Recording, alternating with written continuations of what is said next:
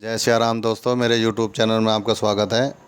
और आज मैं आपको बताऊंगा कि भाई मतलब वे कौन से संकेत होते हैं या क्या होता है इस तरह से जो आपको पता लग जाए कि आपकी सिद्धि या आपने जो भी पूजा पाठ कर रखा है वह उसका जो जप का जो प्रभाव है वह आपके पास है या नहीं है, या जो आपके पास सिद्धि है या मतलब आप गद्दी लगाते थे, आप देखोगे कि गद्दी आप लगाते थे पहले, फिर एक जो है ना एकदम से जो है ना आपकी वो शक्ति चली गई कहीं या कुछ हो गया आपके साथ। तो ऐसा क्यों हो जाता है, इसके क्या संकेत हैं, क्या कारण है, वो आपको मैं आज बताऊंगा। या यूँ समझ लिए कि जैसे मान लो कहीं आप चले गए या आपकी सिद्धि कहीं किसी ने बांध ली, तो भाई जो चैनल पर नए हैं वो चैनल को सब्सक्राइब कर लो।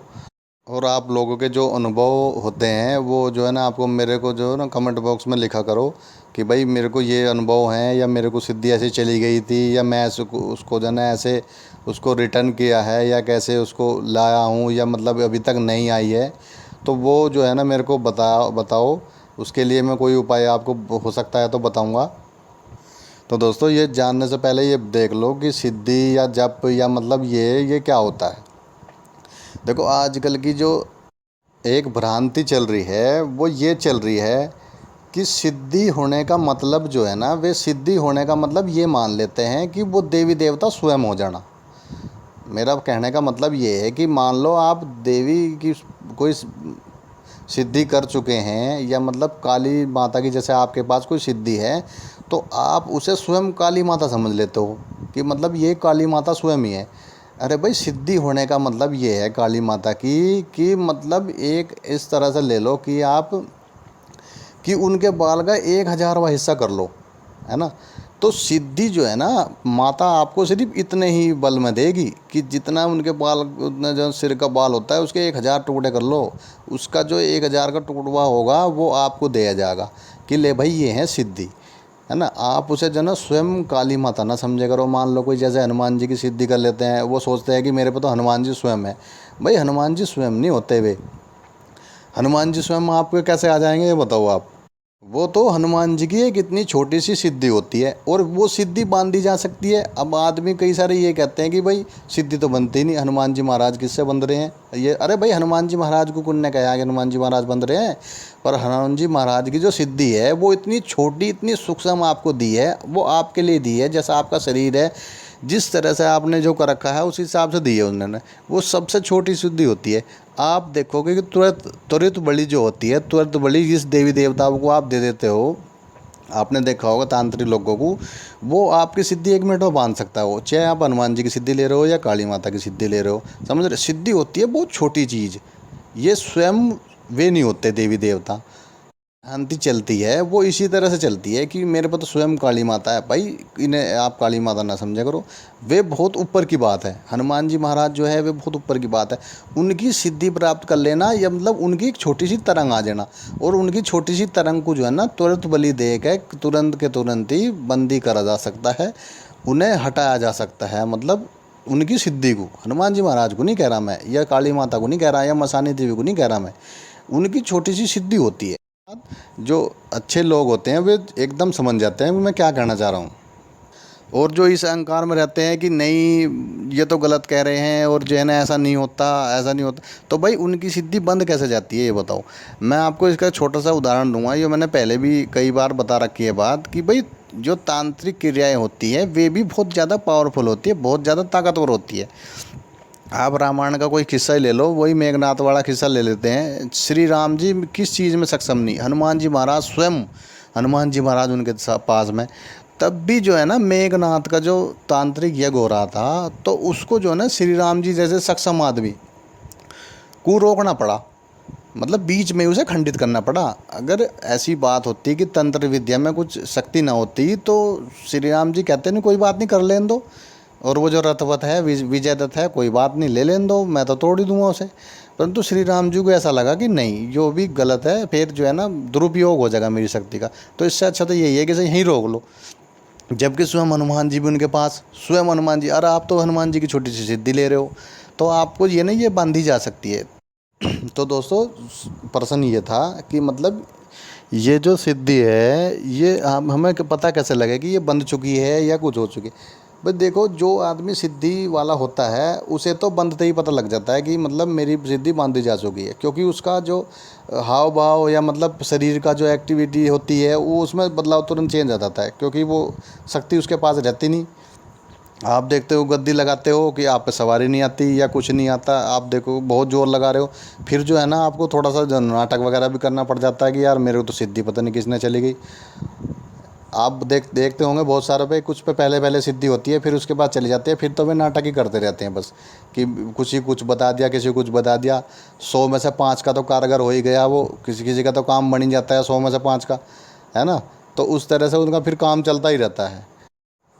ऐसे ही ये होते हैं कि मतलब सिद्धि तो आपकी बन चुकी वो तो पता लग जाता है। वे जो आदमी होते हैं जो पूजा पाठ करते हैं, जिनके पास जप इकट्ठा किया हुआ होता है, उनका जब तक जो है ना जप जब भी जो है ना तांत्रिक लोग या मतलब वो जो बुरे लोग होते हैं, तांत्रिक लोगों में सब गुण नहीं कह रहा कि जो है ना सब बेकार होते हैं, जो बुरे लोग होते हैं जो गलत के लिए यूज होते हैं, कुछ गलत काम करने के लिए ही करते हैं इन चीज़ों को।